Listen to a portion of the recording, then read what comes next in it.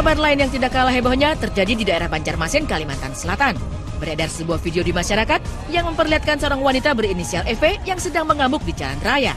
EV ternyata memberhentikan sebuah mobil hitam yang sedang melaju dan memukul-mukul bagian depan mobil tersebut.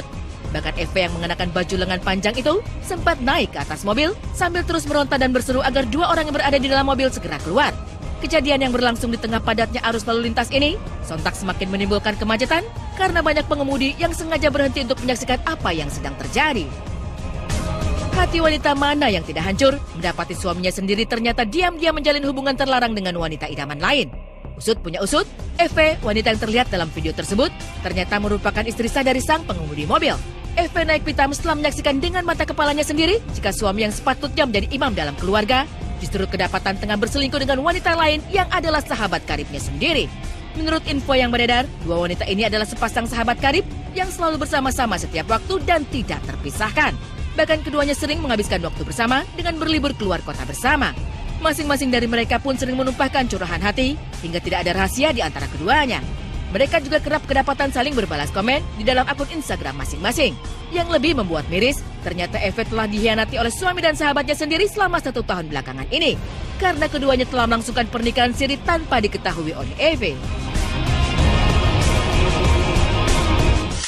With a broken heart that no one else could see, I drew a smile on my face, the paper over me. Lama tak terdengar kabarnya, Vina Panduwinata pun kembali menyapa para penggemar melalui sebuah mini konser yang digelar pada malam minggu kemarin. Di aksinya kali ini, pemilik tembang hits Burung Camar itu menyuguhkan penampilan yang tak biasa. Genre musik hits kekinian pun menjadi pilihannya. Acara pun semakin semarak dengan suguhan kolaborasi Vina Panduwinata dengan DJ Goslan yang diiringi dengan tabuhan drum dari Iqmal Tobing. Dan dalam sekejap, tembang lama miliknya berubah menjadi musik kekinian yang tengah digandrungi oleh kaum muda.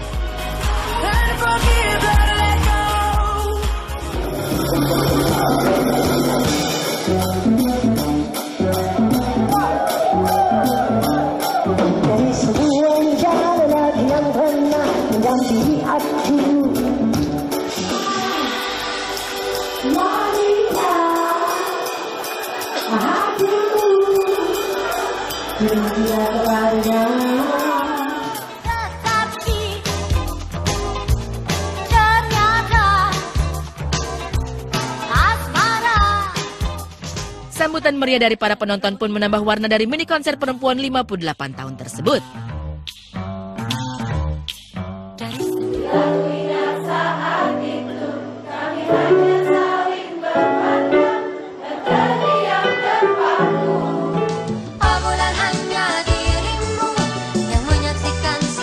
Setelah puas dengan aksi musik kekinian, Vina pun bergegas berganti busana dan bersiap menghibur penonton dengan aksi panggung solonya.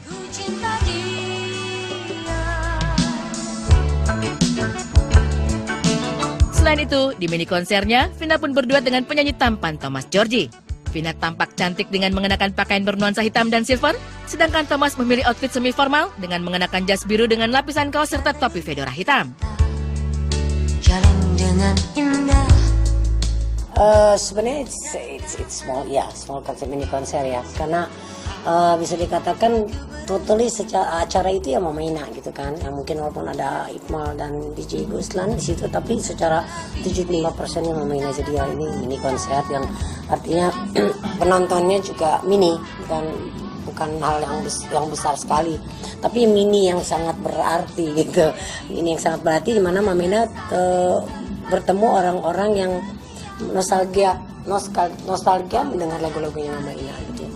Jadi benar-benar kita nikmati situasinya, suasananya, dan mudah-mudahan itu bermanfaat bagi semua gitu. Jadi Mamaina sebenarnya udah dalam 1 tahun ini, mungkin kalian ada sebagian banyak yang sudah mulai tahu bahwa dalam 1 tahun terakhir ini Mamaina tuh kalau show itu ada 2 sesi. Sesi pertama itu sing along, yang dimana ayo kita ngumpul nyanyiin bareng-bareng sama orang-orang, sama penonton. Tapi setelah itu Mamaina akan tampil dengan DJ, dengan Iqmal Tobing, dengan DJ Goslan, dimana sangat berbeda. Dimana Mamaina sebenarnya ingin menyampaikan di sini adalah kalau kita mau dihargai oleh anak-anak, kita harus mau menghargai anak-anak. Nah ini ada caranya Mamaina menghargai anak-anak kita.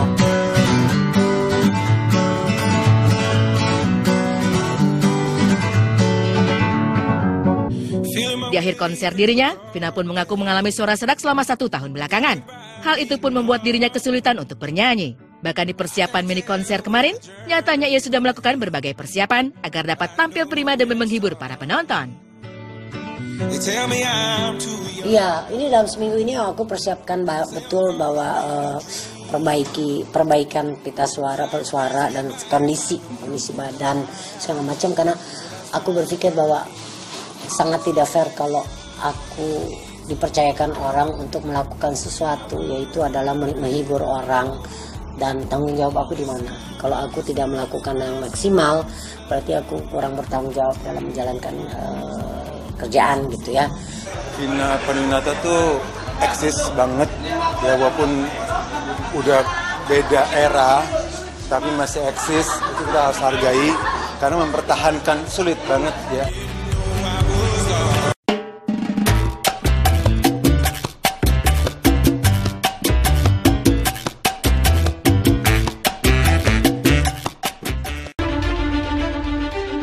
Sungguh tega apa yang dilakukan oleh orang tua dari bayi mungil ini. Setelah lahir ke dunia, alih-alih mendapatkan kehangatan dalam dekapan kasih sayang ayah dan ibu, bayi malang ini justru harus merasakan dingin dan kejamnya dunia karena ditinggal begitu saja di dalam septic tank rumah kosong di daerah Indramayu, Jawa Barat. Penemuan ini bermula dari kecurigaan warga sekitar yang mendengar tangisan bayi yang begitu menyayat hati. Setelah ditelusuri, mereka mendapati suara tangisan berasal dari sebuah rumah kosong yang telah lama tak ditempati. Merasa ada yang tidak beres, warga pun berbondong-bondong menuju rumah kosong dan langsung menuju arah datangnya suara. Sampainya di halaman belakang, perhatian mereka semua terpusat pada sebuah lubang kecil yang digunakan sebagai septic tank karena dari dalam lubang itu suara tangisan semakin kencang terdengar. Salah seorang warga pun mencoba membuka lubang septic tank yang sengaja ditutup dengan jaring-jaring kawat, beberapa bilah kayu dan rumput kering. Benar saja, setelah dibuka, terlihat sesosok bayi mungil berjenis kelamin laki-laki yang hanya ditutupi dengan sebuah kain coklat. Kondisi bayi tanpa dosa itu pun sungguh memprihatinkan. Ia ditemukan dengan kondisi luka di bagian kepala sebelah kanan, sementara ari-arinya yang sudah mulai membusuk berada persis di sebelahnya.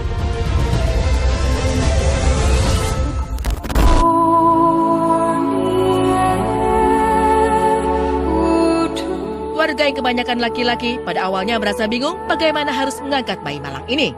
Setelah memberanikan diri, salah satu warga langsung mengangkat bayi dengan menggunakan kain coklat yang menyelimutinya. Melihat ada pasir yang menutupi wajah dan tubuhnya, seorang warga lainnya berinisiatif untuk meniup dan mengusap tubuh bayi malang tersebut. Dalam video tersebut terdengar suara warga lainnya yang menyuruhkan untuk membawa bayi malang itu ke salah satu bidan agar mendapatkan perawatan lanjutan. Namun sayangnya, tidak ada satupun warga yang berani mengangkat bayi tersebut karena takut sang bayi terluka. Setelah lama didiamkan begitu saja di atas tanah, akhirnya datang seorang ibu dengan membawa kain merah yang digunakan untuk menyelimuti bayi dan membawa bayi mungil tersebut ke sebuah puskesmas dengan menggunakan motor. Melihat luka yang terdapat di tubuh sang bayi, pihak puskesmas pun memberikan rujukan agar sang bayi dirawat di salah satu rumah sakit terdekat. Beredarnya berita miris ini rupanya tidak hanya menggemparkan masyarakat Indonesia saja. Beberapa media cetak dan online luar negeri juga menjadikan berita ini sebagai berita utama yang menghiasi halaman depan dengan judul besar dan dibarengi dengan foto-foto serta video di tempat kejadian perkara. Sorry nih ya, binatang aja. Ada anaknya lahir pasti dijaga. Oke, kalau menurut aku buat ya aku perempuan lah. Ya harusnya sebagai ibu jangan kayak gitulah. Karena ya harusnya dia coba untuk ingat lagi saat dia mengandung anaknya itu 9 bulan dia jaga, dia rawat. Kenapa pas saat udah dia lahir di dunia, kenapa mesti dibuang gitu. Dia juga pingin hidup. Jangan kayak gitu. Kita juga harus balik mikir lagi gimana kalau kita ada di posisi anak itu. Enggak dong. Sebagai sosok seorang ibu maupun ayah ataupun kakak atau siapapun itu, membuang anaknya itu sangat tidak pantas, sangat tidak berkeprimanusiaan. Karena apa ya? Anak itu titipan dari Allah, bukan buatan manusia gitu. Harusnya dijaga dengan baik, jangan kayak gituin. Kenapa dia pingin punya anak, tapi pas anaknya udah ada di dunia, tapi kenapa nggak dia rawat gitu, malah dia buang.